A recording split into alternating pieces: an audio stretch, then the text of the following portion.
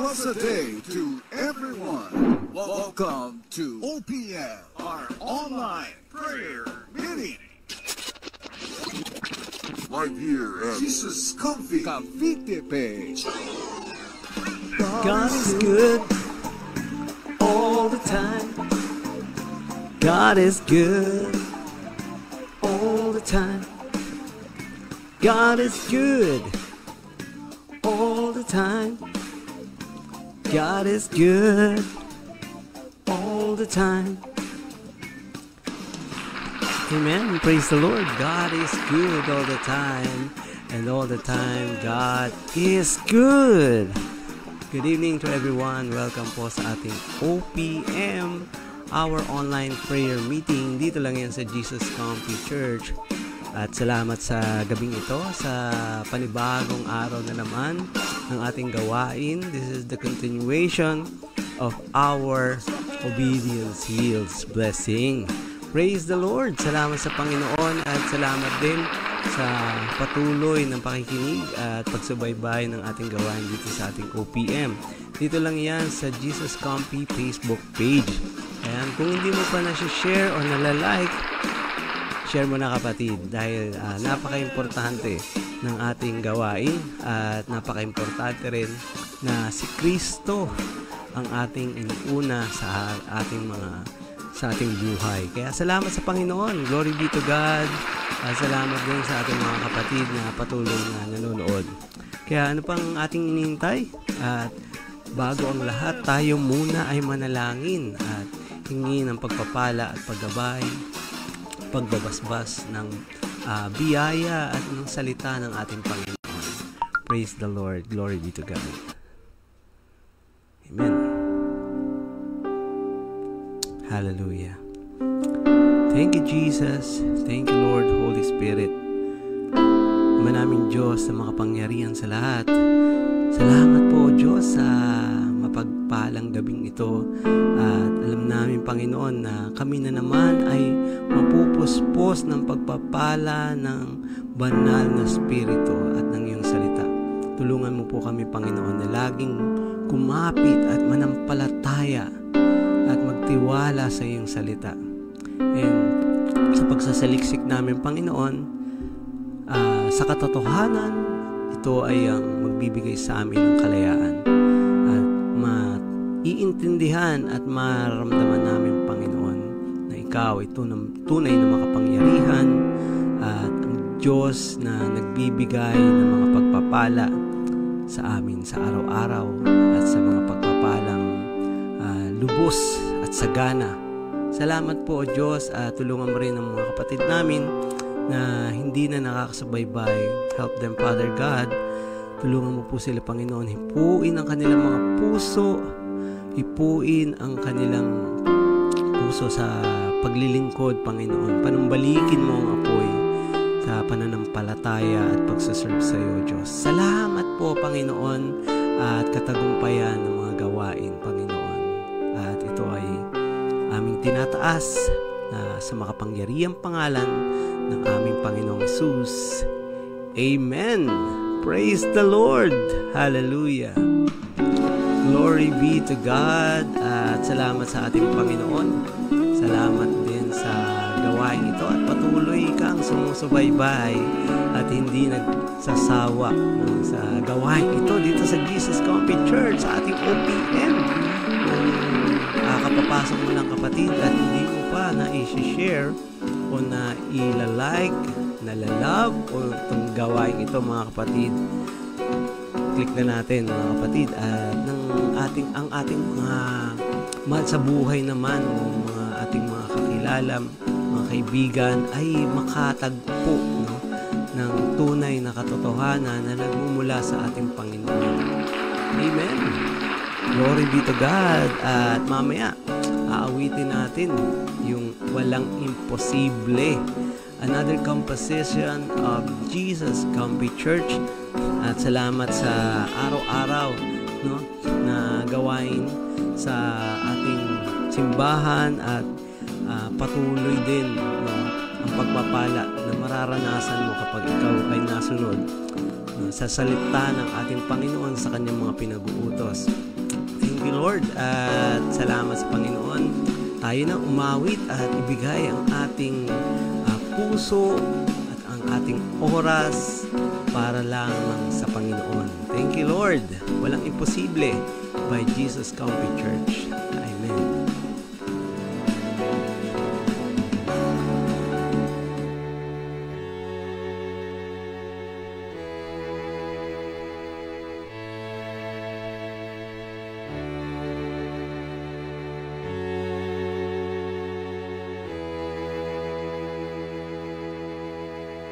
Sa Kanya na makakagawa higit pa sa ating hilingin, tulong niya ay maaasahan. Laging may pag-asa, laging may pag-asa.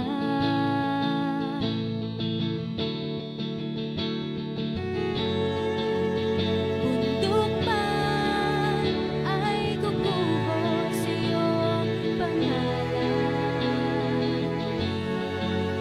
Ang kapangyarihan mo'y walang hanggan. Walang imposible sa'yo, walang imposible sa'yo, walang imposible, lahat ay kaya mo.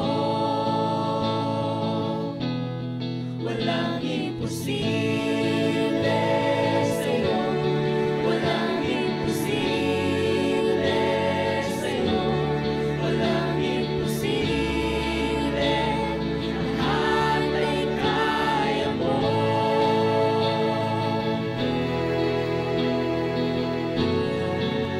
Sa pangalan mo, Jesus,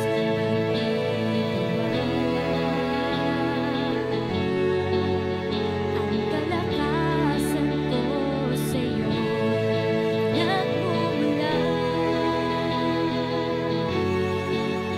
Sa pangalan mo, Jesus, magtitiwala. Ang kalakasan ko sa'yo nagmumula. Nandiyan na ang himala, nandiyan na ang himala, nandiyan na ang himala, nandiyan na ang himala. Walang imposible sa'yo, walang imposible sa'yo, walang imposible, lahat ay kaya mo. Walang imposible sa'yo, walang imposible sa'yo, walang imposible, lahat ay kaya mo. Walang imposible.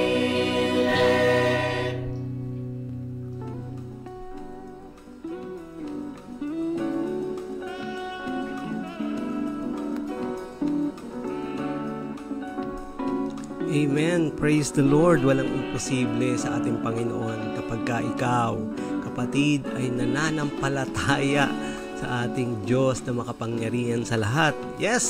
Salamat sa Panginoon. Tuloy-tuloy ang ating gawain dito sa ating OPM. At ayan, salamat sa Panginoon. Walang imposible talaga sa Diyos, no? At kung ikaw lang talaga ay mananampalataya sa Kanya, lahat ay mangyayari, no, sa kapahintulutan ng ating Panginoon. Siyempre, yung will ng ating Panginoon ng masusunod. Kaya, ayan, kung hindi mo pa nafa-follow ang ating gawain dito sa Facebook, no, mga kapatid, i-follow mo lang. At meron din tayo sa mga YouTube, no, maraming mga awitin. At yan, nagpapasalamat nga rin pala tayo sa ating worship team. Praise the Lord dahil sa mga magagandang awitin na inibigay upang tayo ay ma-inspire, no, sa gawain at sa lahat ng mga problema na ating nararanasan, mga kapatid. Patugtugin mo lang ang mga awiting ito, Jack, no, na ikaw ay magagalak at magkakaroon ng pag-asa. Gusto mo ba magkaroon ng pag-asa, mga kapatid?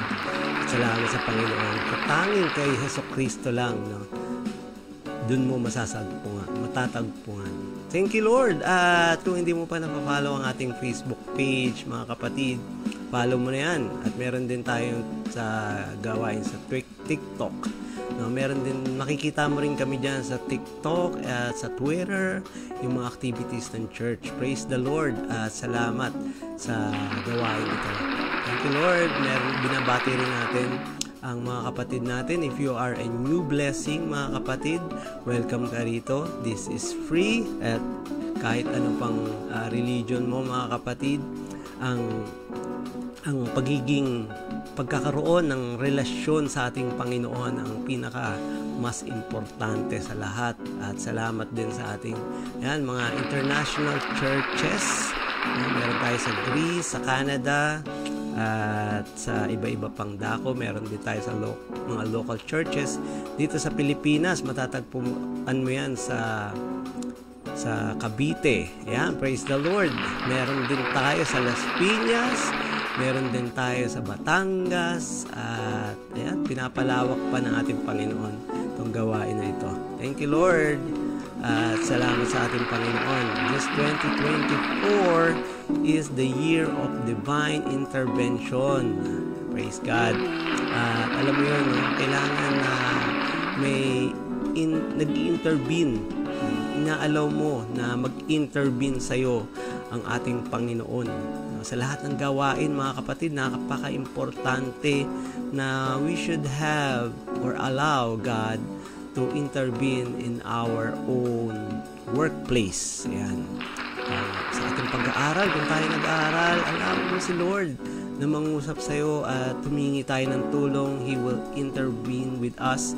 At dito tutulungan tayo ng ating Panginoon sa lahat ng mga gawain. Kung ikaw ay nahihirapan o ikaw ay may mga kapighatian man, no, sa buhay, tanging ang Diyos lang makakasolve yan, mga kapatid, sapagkat our God is omnipresent, no? Lagi siyang nandyan sa iyo, kapatid. Manalangin ka lang, tumawag sa Kanya, makipag-usap ka, at sa pamamagitan ng pagbabasa ng salita ng ating Panginoon, walang iba kundi yung ating Bible, ating love letter ng ating Panginoon para sa atin.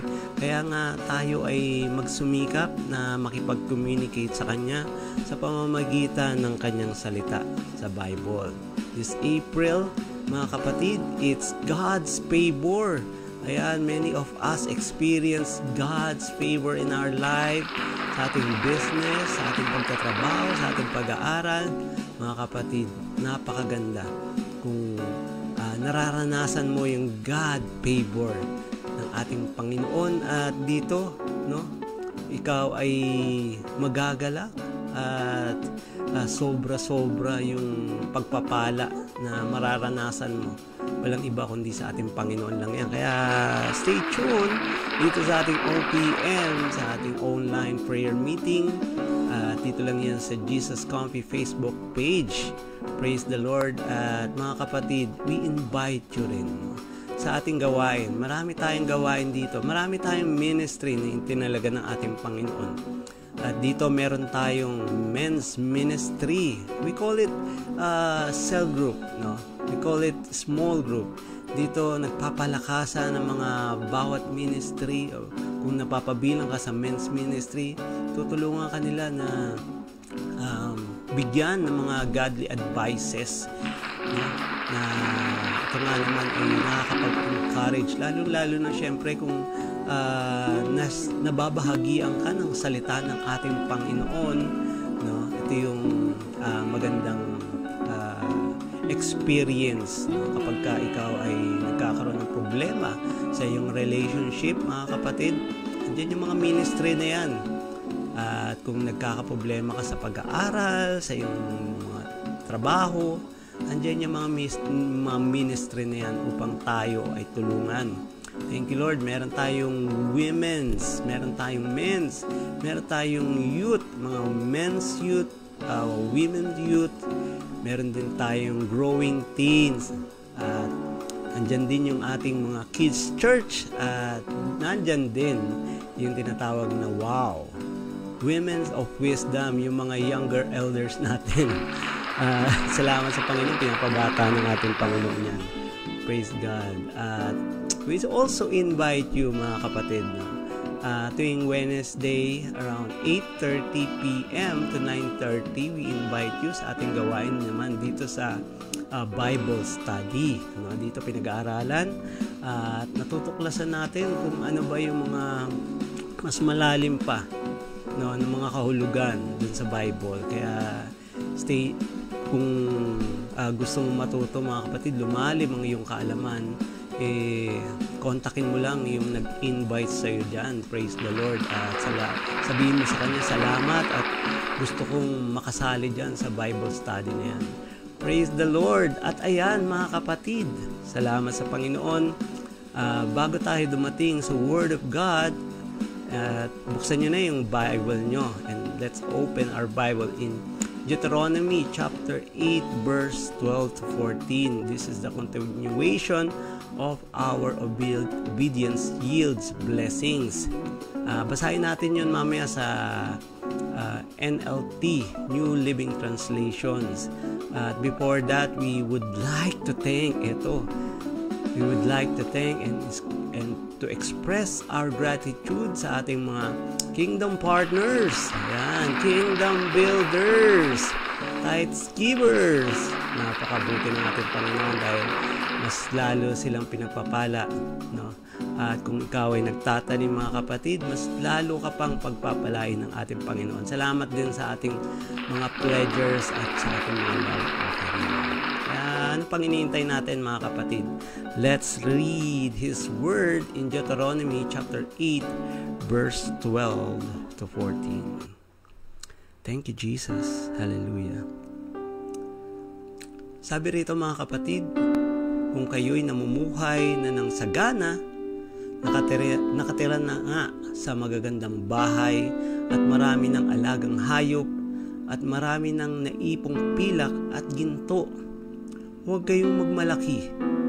Huwag ninyong kalimutan si Yahweh na nagpalaya sa inyo mula sa pagkaalipin sa bansang Ehipsyo. Amen. Manalangin tayo. Thank you, Jesus. Hallelujah. Salamat po, Panginoon, sa gabing ito, at salamat sa mga pagpapala pa na iyong ibibigay sa amin, Panginoon. At tulungan mo kaming makasunod sa pamamagitan ng aming pagsunod ng aming puso na sa iyong salita, Panginoon. Salamat, O Diyos. At napakabuti mo, Panginoon. Tulungan mo ang salitang iiwan mo sa amin, Panginoon, at ibibigay mo sa amin. Tulungan mo kami, Panginoon, na ito'y tumubo, lumagko at magkaroon ng maraming bunga, at sa gayon makita rin, Panginoon, ang transformation, Lord, sa aming buhay, pagbabago ng pag-ugali, pagbabago ng aming buhay, Panginoon, at higit sa lahat, pagbabago na kami ay laging makasunod sa iyo. Salamat po, O Diyos, sa kabutihan mo. Salamat po sa kagandang loob mo, sa iyong grasya at awa. Maraming salamat, at lahat ng ito ay aming tinataas sa iyong makapangyarihang pangalan. In Jesus' name, Amen. Praise the Lord. Glory be to God. Hallelujah. Thank you, Jesus, at mapagpalang gabi po sa ating lahat. At muli, we welcome you sa ating OPM, our online prayer meeting. Dito lang yan sa Jesus Comfy Church. At salamat sa Panginoon, at welcome din sa ating mga new blessing. If you are first time, second time dito sa ating gawain, or if you are watching in replay mga kapatid, thank you Lord sa buhay nyo. At alam naman natin na ang pagsunod sa Panginoon ay napaka-importante sa lahat. Katulad lang yan sa mga pagsunod sa utos ng ating mga magulang. At ayan, do you wanted to be free mga kapatid? Kaya sabi rito sa John chapter 8 verse 32, let us seek for the truth and the truth will set us free. At totoo yun mga kapatid, kung tayo ay nagsasaliksik ng katotohanan at tayo ay hindi lang nakikinig, tayo ay gumagawa at tayo ay sumusunod sa gawain ng ating Panginoon. Kaya ito yung pagpapala. The Lord will set us free from all those bandages. Amen. Praise the Lord. Yung mga tanikala, mga kasalanan na yan, palalayain tayo sa mga bagay na yan. At napaka-importante yung pinag-uusapan natin, obedience yields blessing. Ang pagsunod ay nagbubunga ng pagpapala. Kapag ka sumusunod ka, talagang meron naman talagang pagpapala. Lalong-lalo na kung nakikita ng Diyos na ikaw, talagang sumusunod sa kanyang mga pinag-uutos. Huwag kang gagawa ng masasama, huwag kang magsasalita ng mga masasama. At kung ikaw ay namumuhay na may kabanalan sa iyong buhay, tinatanggal mo yung mga gawa ng kaaway na yan, or mga like for example, kung ikaw ay nanonood ng mga di magagandang palabas mga kapatid, iniiwanan mo na yan. At dito ay hindi ka na nagpapatali pa sa mga kasalanan ng mundong ito. Kaya salamat sa Panginoon kung ang tao ba ay nagiging masunurin, siya ba ay talagang pinagpapala. May mga tao kasi na pinagpapala dahil sa ilang mga kadahilanan. Minsan, magalang ang isang tao. Kung magalang ka, syempre, pagpapalain ka. At kung ikaw ay mapagmahal, kapatid, ayan, syempre, pagpapalain ka. Syempre, kung ikaw ay nagmamahal, na yung kapwa, may mga pagpapala dyan. Baka kung ikaw ay nagkukulang, tutulungan ka rin nila. Kung ikaw ay naging masunurin, yan, obedience, may pagpapala rin. Pero alam mo yun, kapatid, na hindi lahat ng tao ay masasabing pinagpala kahit na sila ay, alam mo yun, maraming anak. Magagandang trabaho, meron silang magagandang business, maragagarang kotse, at malalaking bahay, o maraming pera, mga kapatid. Gaano man kalaki ito, it is impossible to make them proud with themselves. At walang makapagmamataas, walang makapagmamayabang sa Diyos. If they do not afraid from God, syempre, kung di sila natatakot, wala silang karapatan na magmataas. At huwag kang maiinggit. Kung meron ang mga bagay na to, meron ang mga kapatid mo, huwag kang maiinggit. Kung mga katrabaho mo, meron magagarang sasakyan, huwag kang maiinggit, kapatid. Sabi nga sa Ecclesiastes, chapter 16, verse 2 to 3. Basahin natin, kapatid. Hindi mo sila maipagmamalaki gaano man sila karami. Kung sila'y walang takot sa Panginoon. So, sapagkat ang taong pinagpapala, ngunit nagmamalaki at walang takot sa Diyos ay ibinababa ng Diyos.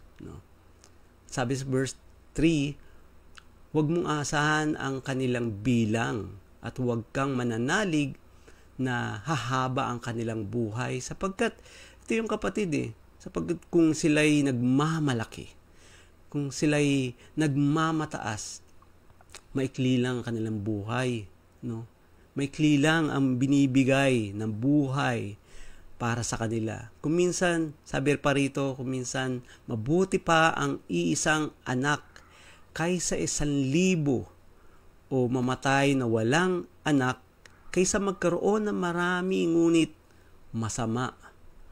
At question mga kapatid, nagiging mahalaga ba sa iyo ang isang bagay kung hindi mo ito nagagamit?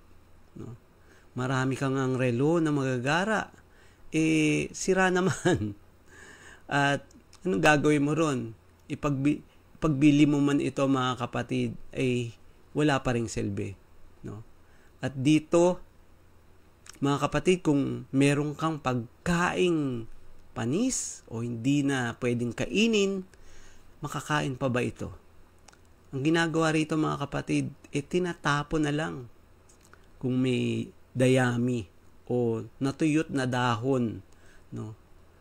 Ano bang ginagawa rito mga kapatid? Magiging maganda pa ba ito sa paningin natin?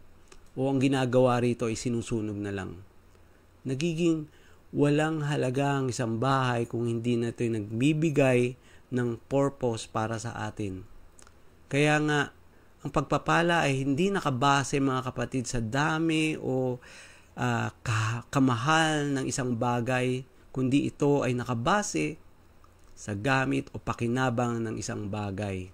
Mayaman ka nga pero di ka naman nagagamit para sa kaharian ng ating Panginoon. No? Hindi ka nga nakakatulong sa iyong kapwa kahit na ikaw ay sinasabi mo pang pinagpala ka o blessed ka. Pero mga kapatid, kung ang isang tao ay nagiging masunurin sa Diyos, yan, sobra-sobrang pagpapala meron siya. Bakit? Mas dadami pa ang papapala, hindi siya magkukulang at hindi siya mangangamba. Ang pagsunod mga kapatid sa kalooban ng Diyos ay parang isang kuryente, no? Nabanggit na natin to dati. Ito ay dumadaloy sa ating buhay. Ito yung pagpapala, ito yung nagbibigay ng kalakasan sa mga gamit natin, sa mga appliances. At dito mga kapatid, dadaloy ang kuryente, ang power sa buhay mo kung tayo ay nagiging masunurin sa Diyos. At faith is like a switch, no? Nabanggitan natin din yan before. We need to switch it on. Napaka-importante na yung ating pananampalataya is naging naka-switch on. Kung nakapatayan mga kapatid, dito, hindi na tayo mananalig pa sa ating Panginoon. Mananalig ka na sa iyong sarili. Kaya kailangan always to put it on, mga kapatid. Switch on the love, switch on the trust in God, switch on your faith in God. Those who is faithful and obedience, mga kapatid, ito yun they will enjoy the fullness of blessings.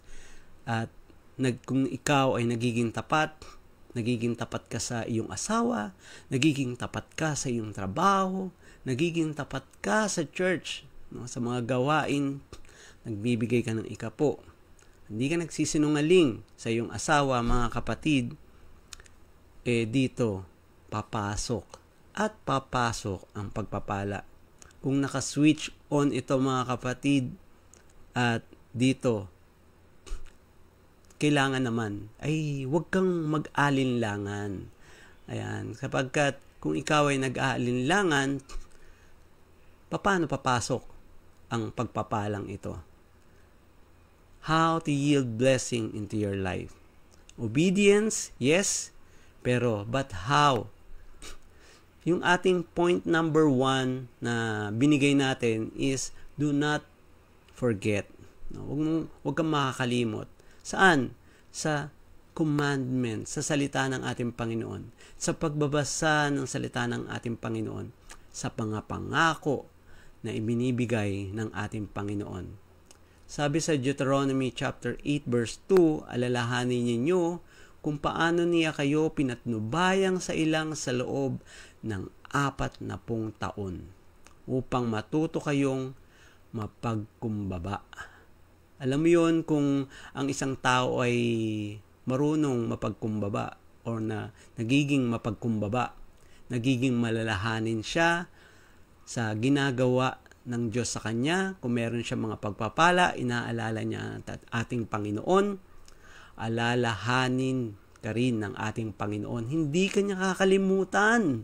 No? Sabihin mo dyan, hindi ako kakalimutan ng ating Panginoon. Kaya do not forget, when you are rich or blessed, kapatid, o meron kang marami kang successful, no, sa buhay mo. Marami nga dyan, successful people. When they are wealthy, nandyan na yung mga pagpapala, sagana sila, they forget about God. Nakakalimutan nila na magpasalamat sa Diyos. And they do not humble themselves. Nagiging mapagmataas sila. At ayaw natin mga kapatid, no, sa lahat ng bagay na ibinibigay sa atin ng ating Panginoon, nagmamataas pa tayo. At kung ikaw ay may mga achievements sa buhay mo, kapatid, huwag mong ipagmalaki. Pagpapala ng ating Panginoon yan. Yes, pagmalaki mo yan, ang ipagmamalaki mo dahil ito ay binigay sa iyo ng Diyos. And bakit ba ang isang tao, isang Kristiyano ay laging nagiging mapagmalaki? Katulad ng mga Israelita na binigay na yung mga pagpapala sa kanila, dinala na sila sa land of milk and honey, pero kinakalimutan pa rin nila ang ating Panginoon. Bakit kaya? Dito nagkakaroon sila ng kawalan ng oras, lack of time. No, nawawalan sila, nagiging busy sila, katulad natin na kapag tayo ay naging busy sa trabaho at marami kang ina-achieve na goal sa iyong buhay, dito nawawalan ka na ng oras sa Panginoon. May mga pagkakataon mga kapatid na you are lack of contentment. And many times, nawawalan ka ng kakontentuhan sa iyong buhay dahil naiinggit at nagiging insecure ka. No? Naiinggit ka because they have those things at sa mga bagay na yon, dito, nawawalan na yung pagtitiwala mo. Nagiging mapagmataas ka at gusto mo ma-achieve yung mga bagay na yon sa sarili mong sikap. Ano pa? Nagkakaroon ka ng lack of interest. Hindi ka na nagiging interesado sa mga pangako ng ating Panginoon. Sapagkat once you believe only in yourselves, mga kapatid, dito, sigurado na mawawalan ka ng interest sa mga pangako ng ating Panginoon. Mawawalan ka ng interest sa mga bagay na kung pinangako sa ng Panginoon, magkakaroon ka ng buhay na walang hanggan. So, as long as you live na dito, hindi ka nagtitiwala na sa Panginoon, nawawalan ka na ng interest, naglalaho yung mga pangako na ibinigay sa ng ating Panginoon. At kung ikaw naman ay sagana na sa buhay at marami na mga pagpapala, nagkakaroon ka rin ng lack of interest sa mga salita ng ating Panginoon para ikaw ay maging kaganap-ganap na Kristiyano. Sabi sa Deuteronomy chapter 8 verse 12 to 14, kung kayo ngayon namumuhay na ng sagana, nakatira na nga sa magagandang bahay at marami ng alagang hayop at marami ng ipong pilak at ginto. Itong mga taong ito, mga kapatid, ay punong-puno. Itong mga taong ito, mga kapatid, ay umaapaw sa kasaganahan. May isip na mo na lang, mga kapatid, na para silang walang problema sa buhay. Sapagkat kung may gusto silang bilhin, mabibili nila. Kung meron silang gustong gawin, ay magagawa nila. But do you think these people don't have a problem? May isip mo yun eh. Meron din. Yes, meron din silang problema. At kung minsan o madalas ay marami pa nga. Sabi nga great power comes great responsibility. Great power comes great responsibilities. Siyempre, great responsibilities, kaakibat nun, kapatid, is problem. No? Mga problema. May mga taong sagana, mayayaman, ngunit takot sa responsibilities. Ayaw tumulong sa kapwa. Kasi ayaw maubusan. Ayaw maranasan ang paghihirap. Kasi nga ayaw alalahanin yung mga ginawa sa kanila ng ating Panginoon. But when you are a believer of Jesus Christ, even you have great responsibilities, even if you have don't wealth, even if you have riches, mga kapatid, they know how to experience an amazing blessings into their life. They know how to experience the great abundance in their life because of their obedience. Napaka-importante, kapatid, ng pagkakaroon ng obedience. And kung ikaw ay masunurin, mga kapatid, hindi ka magkukulang. Sa lahat ng bagay, no? Brother Huge, sa lahat ba ng bagay, hindi ba talaga tayo magkukulang? Kaya nga, sinasabi, ang tunay na kasaganahan kung ang isang tao ay hindi nalilimutan na may mga pagpapala siya at kahit na may mga pagpapala siya, sumusunod naman siya sa Diyos. Siya ay naglilingkod, siya ay nagpapatuloy, at siya ay nagpapabago ng kanyang buhay. Nagpapabago means sa lahat ng mga kamalian, itinutuwid niya. Hindi sa sarili niyang sikap, mga kapatid, kundi sa tulong ng banal na Espiritu, sa tulong ng salita ng ating Panginoon. Siya ay hindi nakakalimot, no, sa Diyos. Napakabuti, no, kung ang isang tao ay hindi nakakalimot sa Diyos. Katulad ni Abraham, hindi siya nakakalimot, no, sa mga pangako ng Diyos. Sabi ni Lord, gagawin kitang great father of all nation.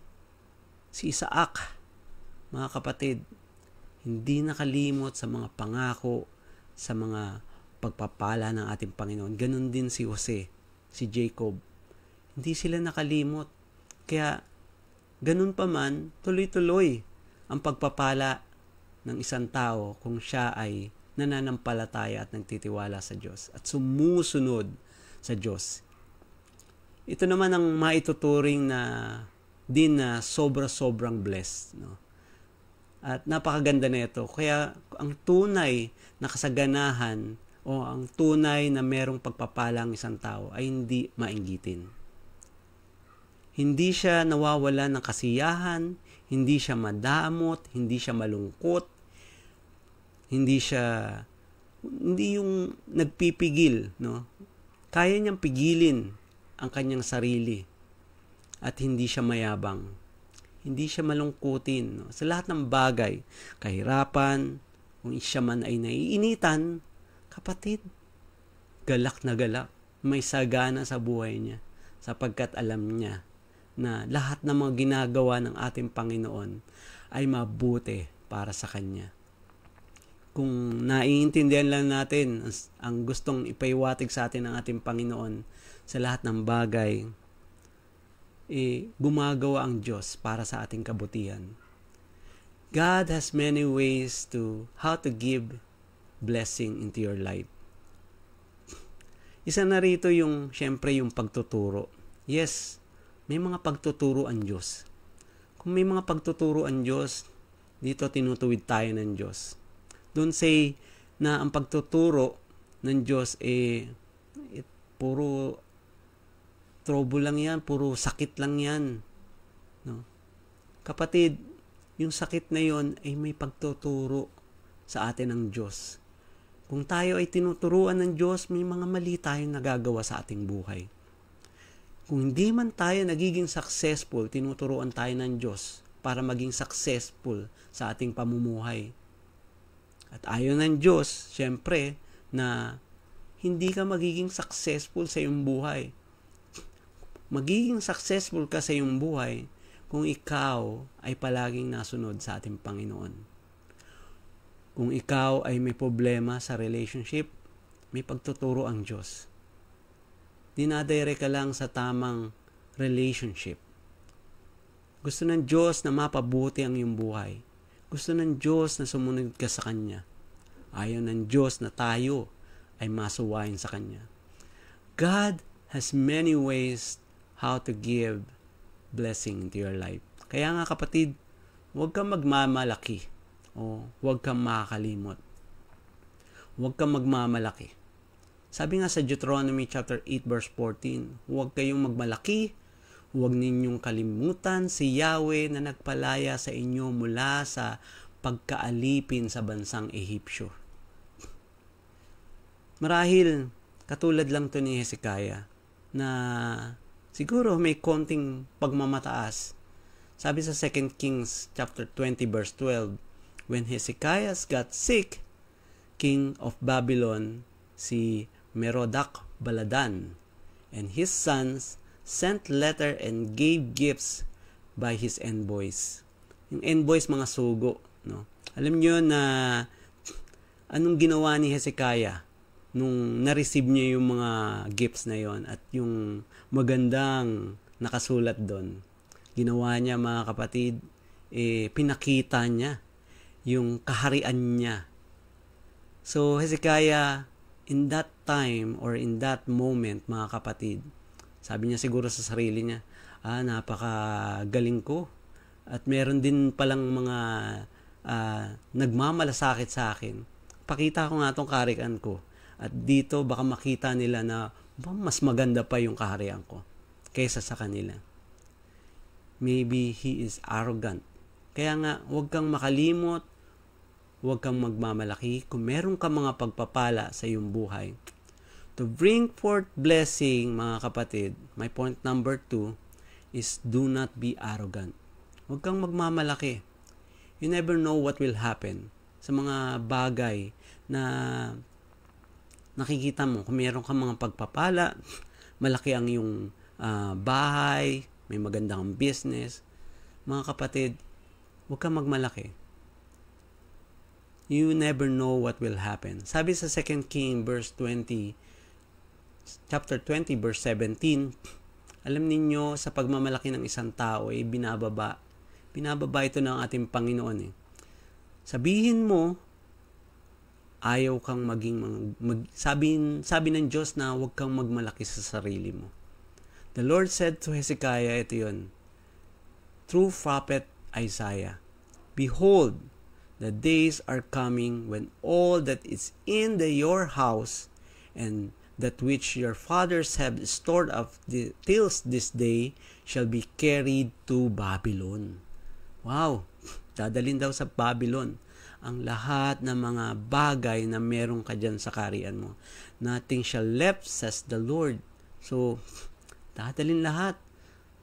So, there are many things that will happen when you become a boastful, mga kapatid. If you are a Christian at nagagawa mo pa itong mga bagay na to, syempre, there's nothing wrong of being arrogant if you put God on high. Kung tinataas mo ang ating Panginoon, siya lang ang tinataas mo dahil siya lang ang nagbibigay sa iyo ng pagpapala. Pero kapag ka sinabi mo, lahat ng bagay na ito, galing sa aking dugod, pawis, mga kapatid, isang form ng pagmamalaki at hindi mo itinataas ang ating Panginoon. Do not be arrogant sa iyong sarili. Huwag kang maging mapagmataas sa iyong sarili. Sabi sa Pilipos chapter 2 verse 3 to 5, huwag kayong gumawa ng anuman dahil sa pangsariling layunin o pagyayabang. Sa halip, bilang tanda ng pagpapakumbaba, ituring ninyong higit ang iba kaysa sa inyong sarili. Ituring mo raw na higit ang iba kaysa sa iyong sarili. So para daw hindi ka makapagmayabang, ano daw yung gagawin? Ituring ang iba na higit kaysa sa iyong sarili. Marami ka ba ng experience, mga kapatid, na pinuri or pinagmalaki mo yung ibang tao? Dito, mga kapatid, sinasabi na ituring mong higit ang iba. So, ibig sabihin nun, may mga pagpapala siya na wala ka. So, kung may mga pagpapala siya na wala ka, huwag kang magmamataas pa rin na para maabot or para maging mainggiting ka sa iyong sarili, bagkus magpakumbaba ka kung anong meron ka. Dahil ito ang binigay sa iyo ng Panginoon, papasalamatan mo to, maging anuman ang ibigay sa iyo ng ating Panginoon. Sabi sa verse 4 to 5, pagmalasakitan ninyo ang kapakanan ng iba at hindi lamang ang inyong sarili. Naway magkaroon kayo ng kaisipan tulad ng kay Kristo Jesus. Alam mo yun, kapatid, to yield blessings through your life. Do not be arrogant for yourselves. Ang kailangan mong gawin, maging mapagkumbaba ka. Be humble. And many causes of our increasing arrogance, mga kapatid, is when we worship ourselves. No? Tinataas natin ang ating sarili. Gusto natin nasa center of attraction tayo. Have you idolized yourself as well? No? Napapuri mo na ba? Pinurin mo na ba ang iyong sarili? Na-experience mo na bang, wow, ang pogi ko. Nothing wrong with that. Bigayan ng Panginoon. Pero sa lahat ng pagkakataon na gagawin mo, ikaw pa ay mga alipusta ng tao na ikaw ay maganda o pogi, mga kapatid, you worshiping yourself. Maraming sa atin na humaharap sa salamin at nagiging proud o nagiging mapagmalaki. At kapag ginawa mo yun, nagmamataas ka or pinupuri mo ang iyong sarili at hindi mo pinupuri ang Panginoon dahil binigay niya yan sa iyo. When we are proud, we are praising ourselves. Pinupuri natin ang ating sarili. Did you know that when you worship yourself, you also think of yourself as a divine being? No? Sinasamba mo rin pala ang sarili mo. Kapag tinitignan mo ng sarili mo ay napakagaling, napakaganda. Katulad ni Satanas. Gusto niya na mas mataas siya sa Diyos. When you place yourself at the center of everything you do, mga kapatid, katulad ng may nag-uusap, bigla ka nang sisingit, no, sa pag-uusap nila at hindi ka naman kasali, hindi ka naman tinatawag, hindi ka naman hinihinga ng opinyon. Alam mo yun, madali lang yan eh. Sasabihin mo sa kanya, madali lang yan mga problema nyo. Ako, kaya kong tapusin yan. Ewan ko lang kung hindi kayo mamadalian. No? There is nothing wrong in helping other people, but do not put yourself on high above others. Kaya my point number 3, do not worship other gods. Do not worship other gods. As well as do not worship yourselves. No, kapag worship mo yung sarili mo at hindi ang ating Panginoon, mga kapatid, idolatry ang tawag yan. Don't you know that when you turn your back on God, when you will become a self-centered person. Nagiging gusto mo ikaw na lang ang pinag-uusapan ng lahat ng katrabaho mo. Gusto mo na lang na ikaw ang pinag-uusapan ng mga ka-churchmate mo. Wow, ang gwapo ko. Siguro namamangha sila sa akin. No? When you worship yourself, you also worshiping Satan. When you worship yourself, you worship Satan. Do not worship yourself. Mga kapatid, huwag mong sasambahin ang sarili mo. Kapag sinamba mo yung sarili mo, there will be a consequences. May mga cause and effect. Sabi sa Deuteronomy chapter 8 verse 19, ngayon pa'y binabalaan ko na kayo na malilipol kayo. No? In the Amplified Bible, sabi rito, I testify against you today that you will mostly certain perish. Maglalaho. You will be perished kung ang isang tao ay sumasamba sa Diyos-Diyosan. Kung ang isang tao ay sumasamba sa kanyang sarili. So, in everything we do, we need to listen. Kailangan mo makinig sa salita ng ating Panginoon. At hindi yung sarili mo lang ang kailangan mong pakinggan. Listen and obey. We need to listen and obey. Sabihin mo, we should not worship ourselves or other God. Listen to God. Do not listen to yourself. Listen to His Word. Do not listen to yourself. If you will listen to yourself, your life will be in great danger. Kapatid, gusto mo ba yung mabitag ka sa bangin? Gusto mo ba mabitag ka sa bingit ng kamatayan? Sabi sa Deuteronomy chapter 8 verse 20, kung hindi niyo pakikinggan ang kanyang tinig, malilipol kayo tulad na nangyari sa mga bansang ipinalipol sa inyo ni Yahweh. So like the nations with which the Lord causes to perish before you, so shall you perish, because you will not listen to and obey the voice of the Lord your God. We need to listen, mga kapatid, sa mga salita ng ating Panginoon. Disregard yourself. Takwil mo yung sarili. Takwil mo yung sarili. Pasanin ang krus. Sumunod tayo sa ating Panginoong Hesus. Kaya nga, salvation is very important. Maraming tao na hindi nakakaunawa ng salvation. Na kapag kami nababagian ako ng about God, mga kapatid, parang umiiwas sila. Parang ayaw nilang pakinggan yung sinasabi ko patungkol sa salvation. Ayaw nilang magkaroon ng salvation. O parang ayaw nilang maglingkod sa ating Panginoon. Gusto nilang paglingkuran ang kanilang sarili. Kaya nga maraming tao ang naliligaw sa maling katuruan. Do not listen to the voice of evil. Do not listen to the voice of this world. Makinig ka lang, magbasa ka lang sa salita ng ating Panginoon. Kaya nga kung may mga maling katuruan na naririnig sa isang tao, ang mga pagkakamaling ito ay nagiging tama sa kanyang puso at sa kanyang isipan. Sabi sa Deuteronomy chapter 8, this is another way how to yield blessing into your life. Gusto mo ba, mga kapatid, na magkaroon ng mga pagpapala sa iyong buhay? Gusto mo ba na magkaroon ka ng kasaganahan sa iyong buhay?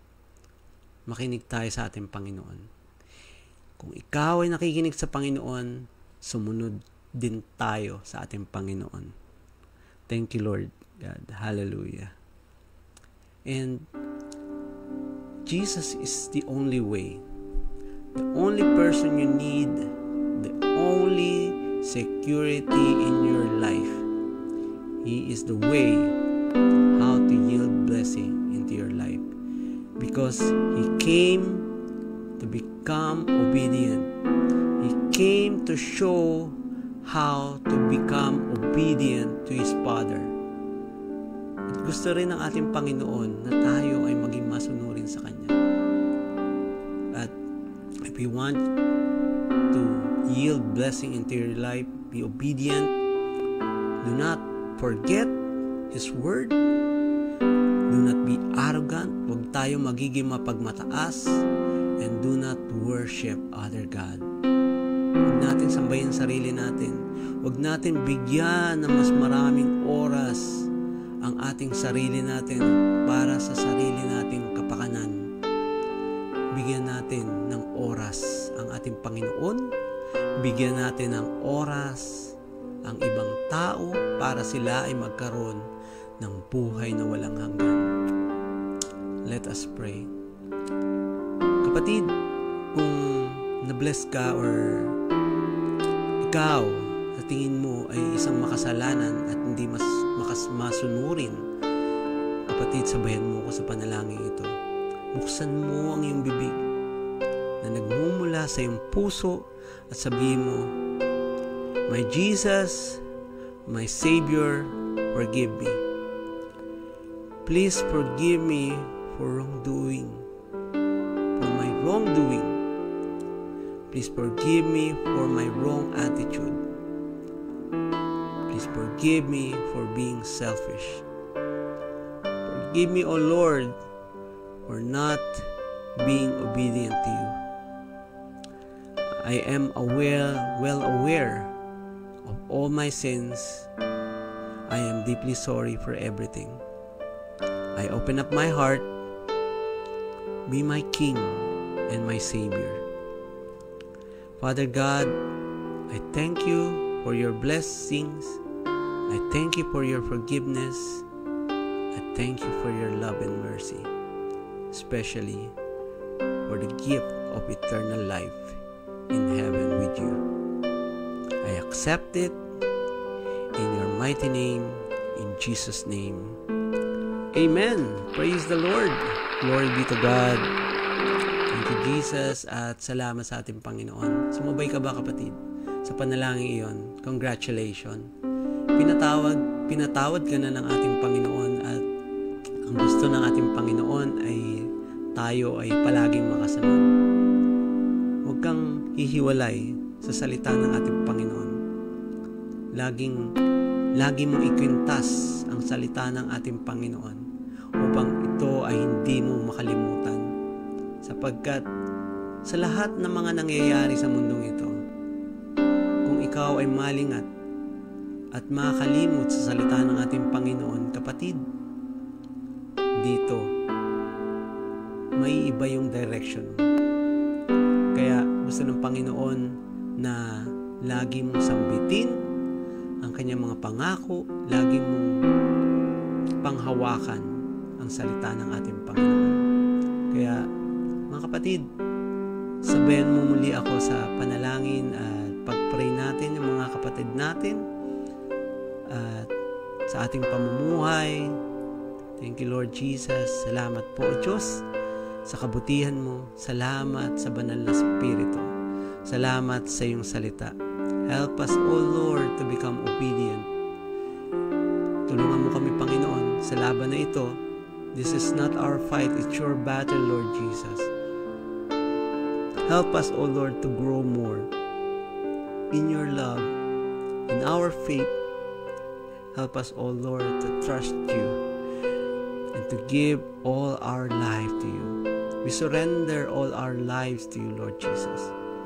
Salamat po, Panginoon, at panalangin namin, Lord, na sa araw-araw ng aming mga gawain, samahan mo kami, O Diyos, at tulungan at kami pagpalain, mga nagtatrabaho, nagbi-business.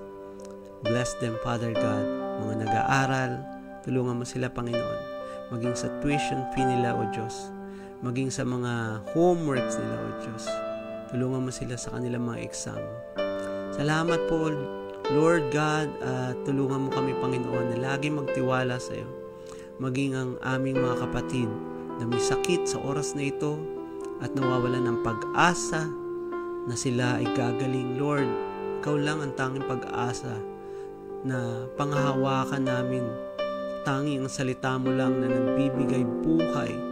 Tanging ang salita mo lang na nagpapagaling.